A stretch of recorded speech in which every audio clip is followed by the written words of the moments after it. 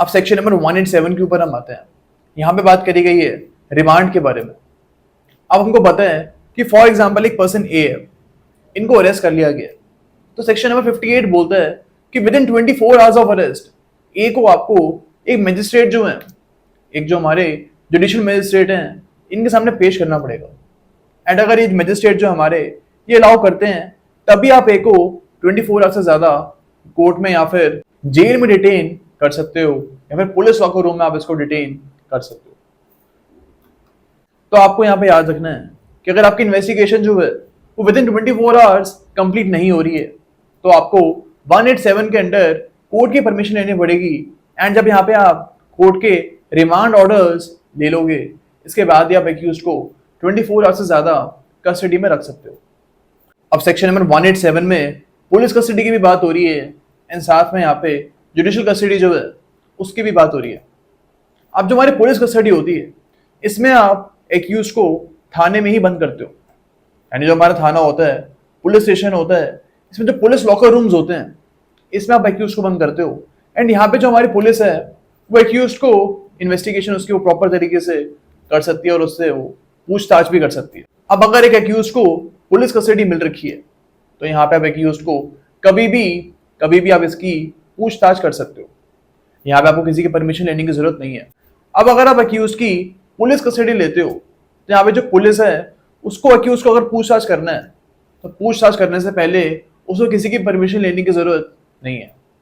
लेकिन अगर एक्यूज जो है हमारे, इनको जुडिशियल कस्टडी मिलती है तो यहाँ पे आप एक्यूज को जो जेल्स होती हैं उसमें बंद करते हो। फॉर एग्जाम्पल दिल्ली में बहुत सारी जेल्स हैं, तिहाड़ जेल हो गई, रोहिणी जेल हो गई। तो यहाँ पे जो हमारी पुलिस है वो किसी भी टाइम एक्यूज को उसकी पूछताछ नहीं कर सकती। यहाँ पे पहले जो जेलर हैं उनकी परमिशन लेनी पड़ेगी, उसके बाद ही पुलिस घुस सकती है जेल में एंड एक्यूज से वो पूछताछ कर सकती है। तो जो हमारी पुलिस है वो हमेशा आप देखोगे उनका यही जोर रहता है कि हमको आप पुलिस कस्टडी दो। और जो हमारे एक्यूज होते हैं वो यही बोलते हैं कि या तो हमको बेल दे दो, और अगर आप बेल नहीं दे सकते हो तो इस केस में हमको जुडिशियल कस्टडी आप दे दो। अब जुडिशियल कस्टडी जो होती है ये एक्यूज के लिए इसलिए भी बेनिफिशियल होती है बिकॉज इस कस्टडी के दौरान आपके साथ कोई भी कस्टोडियल वायलेंस नहीं हो सकता है। पुलिस अगर चाहे तो यहाँ पे एक्यूज को मार नहीं सकती है, लेकिन पुलिस लॉकर रूम में आप देखते हो बहुत ज्यादा कस्टोडियल वायलेंस के केसेस हो जाते हैं कभी कभी, तो वो जुडिशियल कस्टडी में नहीं हो सकता। ओके, अब क्लॉज 2 के ऊपर हम आते हैं। यहाँ पे बात करी गई है पुलिस कस्टडी के बारे में। अब जो हमारी पुरानी सीआरपीसी थी वहां पे ये चीज रूल था कि अगर आपको एक्यूज को पुलिस कस्टडी देनी है तो वो आप सिर्फ शुरू के 15 डेज में ही दे सकते थे। यानी हमारे एक्यूज जो हैं इनको हमने अरेस्ट कर लिया है। अब अरेस्ट करने के बाद आपने इनको पेश किया है in front of the judicial magistrate, तो इस डेट से लेके 15 डेज के अंदर अंदर ही आप इसको पुलिस कस्टडी पहले दे सकते थे। 15 डेज के बाद पुलिस कस्टडी यहाँ पे नहीं मिल सकती थी। लेकिन अब जो हमारी न्यू सीआरपीसी है ये बोलता है कि आफ्टर इनिशियल 15 डेज भी आप एक्यूज को पुलिस कस्टडी दे सकते हो। यहाँ पे लिखा हुआ है कि अगर फॉर एग्जाम्पल जो हमारे एक्यूज हैं इनको आपने एक ऐसे केस में अरेस्ट किए जिसमें मैक्सिमम पनिशमेंट 10 ईयर्स तक की है, तो यहाँ पे जो हमारे एक्यूज हैं इनको आप 40 डेज तक, शुरू के 40 डेज तक आप इसको पुलिस कस्टडी दे सकते हो। फॉर एग्जाम्पल जो हमारे एक्यूज हैं इनको सबसे पहले 5 डेज की पुलिस कस्टडी मिली है,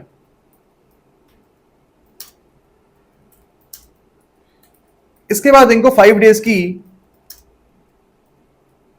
जुडिशियल कस्टडी मिली है, एंड इसके बाद इनको फिर 10 डेज की पुलिस कस्टडी दोबारा से मिल चुकी है।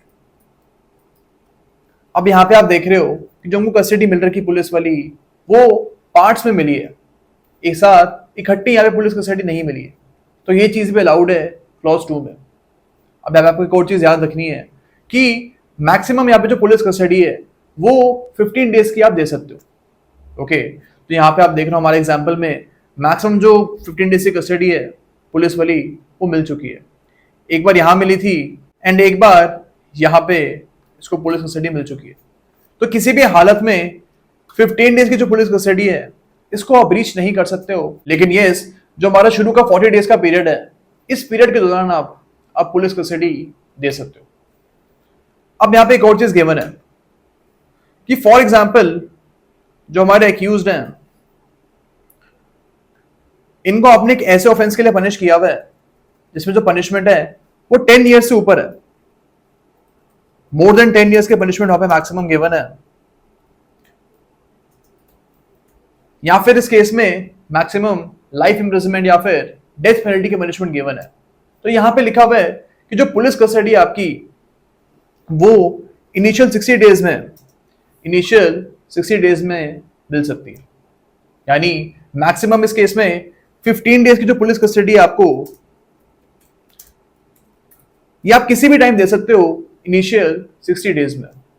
एंड जो ये हमारा 60 डेज का टाइम पीरियड स्टार्ट हो रहा है वो तब से स्टार्ट होगा जब से फर्स्ट टाइम आपने एक्यूज को मजिस्ट्रेट के सामने पेश किया। ओके, तो ये हमारा क्लॉज 2 बोलता है, एंड ये चीज हमारी न्यू सीआरपीसी में ऐड हुई है। अब क्लॉज 3 में हम आते हैं, इसमें बात करी गई है डिफॉल्ट बेल के बारे में। इसमें लिखा हुआ है कि अगर जो हमारे एक्यूज्ड हैं इन्होंने कोई ऐसा ऑफेंस किया है जिसमें मैक्सिमम पनिशमेंट 10 ईयर्स या फिर उससे कम की है, तो यहाँ पे अगर 90 डेज के अंदर चार्जशीट फाइल नहीं होती है तो यहाँ पे आप एक्यूज्ड को डिफॉल्ट बेल दे दोगे, यहाँ पे एक्यूज्ड को बेल का अधिकार मिल जाएगा। एंड यहाँ पे जो हमारे एक्यूज्ड हैं उनका बेल का अमाउंट भरना पड़ेगा, बेल का जो अमाउंट है वो उनको भरना पड़ेगा, एंड बेल बॉन्ड उनको भरना पड़ेगा। अगर ये बेल बॉन्ड भर देते हैं तो इनका यहाँ पे राइट है कि इनको बेल मिल जाएगी। अब यहाँ पे लिखा हुआ है कि अगर एक्यूज के ऊपर किसी ऐसे क्राइम का एलिगेशन है जिसमें मैक्सिमम पनिशमेंट 10 ईयर्स या फिर उससे ज्यादा की है, तो यहाँ पे अगर 90 डेज तक चार्जशीट फाइल नहीं होती है तो एक्यूज को आप डिफॉल्ट बेल दे दोगे, यानी एक्यूज को आप यहाँ पे बेल का अधिकार दे दोगे। आपको यहाँ पे याद रखना है कि जो हमारे एक्यूज्ड हैं उनको बेल का अमाउंट भरना पड़ेगा, एंड जो बेल का बॉन्ड है वो भी एक्यूज को भरना पड़ेगा। एंड यहाँ पे एक्यूज का जो बेल का अधिकार है वो मैंडेटरी है। ओके, अब यहाँ पे एक और चीज लिखी हुई है कि अगर कोई ऐसा ऑफेंस का एलिगेशन है एक्यूज के ऊपर जिसमें मैक्सिमम पनिशमेंट 10 ईयर से कम की है, यहाँ पे अगर 60 दिन तक 60 डेज तक चार्जशीट फाइल नहीं हो रही है तो एक्यूज को आपको डिफॉल्ट बेल देनी पड़ेगी। ओके, अब क्लॉज 4 के ऊपर हम आते हैं। इसमें लिखा हुआ है कि अगर आपको एक्यूज को पुलिस कस्टडी देनी है तो एक्यूज को कोर्ट में पेश होना पड़ेगा। ओके, यानी एक्यूज को पर्सनली प्रेजेंट होना पड़ेगा। लेकिन जो हमारे एक्यूज हैं अगर इनको आपको जुडिशियल कस्टडी देनी है तो यहाँ पे एक्यूज का जो प्रेजेंस है वो मैंडेटरी नहीं है। यहाँ पे जो वीडियो कॉन्फ्रेंसिंग है उसके थ्रू भी आप एक्यूज को जुडिशियल कस्टडी दे सकते हो। ओके, अब क्लॉज 5 के ऊपर हम आते हैं। इसमें लिखा हुआ है कि जो हमारे सेकंड क्लास मजिस्ट्रेट है अगर इनको हाई कोर्ट ने एम्पावर नहीं किया हुआ है तो सेक्शन नंबर 187 में रिमांड नहीं दे सकते हैं। यहाँ पे सिर्फ फर्स्ट क्लास मजिस्ट्रेट के पास ही राइट है रिमांड देने का। यहाँ पे आप देख रहे हो इवन जो हमारे सेशन जज हैं इनके पास भी सेक्शन नंबर 187 में रिमांड ग्रांट करने का राइट नहीं है। सिर्फ और सिर्फ यहाँ पे जो हमारे जुडिशियल मजिस्ट्रेट हैं इन्हीं के पास राइट है रिमांड देने का। आगे जाके हम देखेंगे जो हमारे एग्जीक्यूटिव मजिस्ट्रेट हैं इनके पास भी राइट होता है रिमांड ग्रांट करने का, लेकिन वहां पे कुछ लिमिटेशंस गिवन है, वो हम आगे जाके देखेंगे अभी। अब यहाँ पे जो फर्स्ट एक्सप्लेनेशन है इसमें बोला हुआ है कि एक्यूज जो है इनको डिफॉल्ट बेल तभी मिलेगी जब ये बेल बॉन्ड एंड जो बेल की कंडीशंस हैं इनको फुलफिल करेंगे। अगर ये नहीं करते हैं काम तो इनको डिफॉल्ट बेल नहीं मिलेगी। अब जो प्रोवाइजो है इसका, इसमें बोला हुआ है कि अगर एक वुमेन है जिनकी एज 18 ईयर से कम की है, अगर इनको आपको डिटेन करना है तो आप इनको रिमांड होम या फिर रिकॉग्नाइज्ड सोशल इंस्टीट्यूशन में ही भेज सकते हो।